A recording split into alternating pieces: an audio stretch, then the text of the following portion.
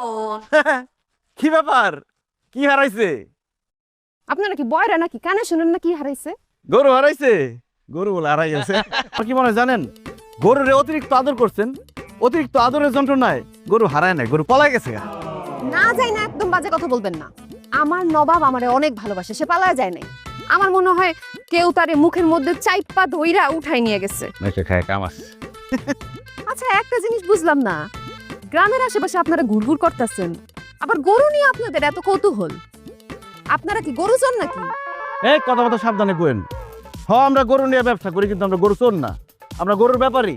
কালকে তো আপনি কইছিলাম যে গরুটা আমার কাছে বেচা ফেলান, তাইলে কিছু টাকা পাইতেন। এখন গরুও গেছে, টাকাও গেছে, আমসালা দুইটাই গেছে।